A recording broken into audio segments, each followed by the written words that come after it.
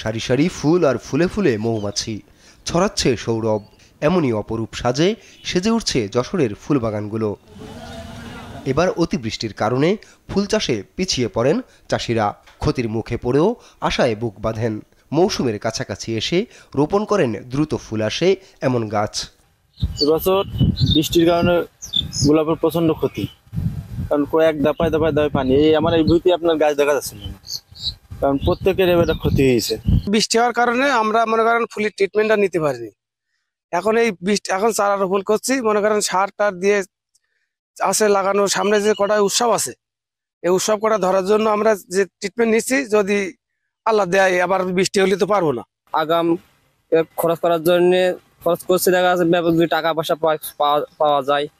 এই জন্য সামনে দেখা যাচ্ছে ভালোবাসা দিবস, বিভিন্ন অনুষ্ঠান আছে, এই জন্য আগাম প্রস্তুতি নিচ্ছি আমরা। ফুটতে শুরু করেছে গোলাপ, গাঁদা ও রজনীগন্ধা। ফোটার অপেক্ষায় লিলিয়াম ও টিউলিপ। ডিসেম্বরের চাহিদা পূরণের পাশাপাশি ফেব্রুয়ারিতে সব জাতের ফুল বাজারে উঠাতে পারবেন বলে জানান স্থানীয় চাষিরা। আমাদের এখন ফুলের সিজন চলছে এবং মাঠ প্রস্তুত করার জন্য বিভিন্ন কাজে আমরা নিয়োজিত আছি। এখানে গোলাপ, গেন্দা, রজনী, ভুট্টা, গ্যালোডিলাক্স সমস্ত ফুলের চাষ, পানি সারা দিয়ে, গদখালি দিয়ে আপনার ফুল সবাই আমরা সামনের সিজনে উৎপাদন করব এবং এই কারণে আমরা আগাম প্রস্তুতি গ্রহণ করছি। ডিসেম্বর কাভারেজের জন্য ফুলের বীজ আমরা লাগাচ্ছি।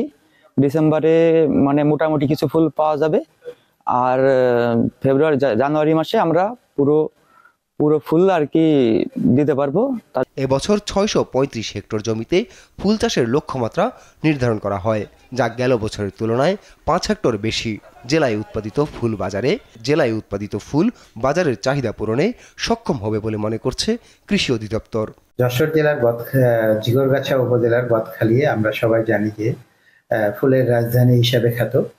তো অন্যান্য বছরের ন্যায় এবছরও এই গদখালির কৃষকরা ফুল চাষে ব্যস্ত হয়ে পড়েছেন। আমাদের গত বছর এখানে প্রায় 630 হেক্টর জমিতে আমাদের ফুলের আবাদ হয়েছিল। এবছর আমরা 635 হেক্টর জমিতে আমরা আবাদের লক্ষ্যমাত্রা নির্ধারণ করেছি। এখানে বিভিন্ন রকমের বিভিন্ন জাতের ফুলের আবাদ হয়ে থাকে। আমরা আশা করছি যে গত বছরের তুলনায় এবছরও গদখালি ফুলে ফুলে ছেয়ে যাবে এবং মানুষের যে চাহিদা, সেই চাহিদা এখান থেকে পূরণ হবে।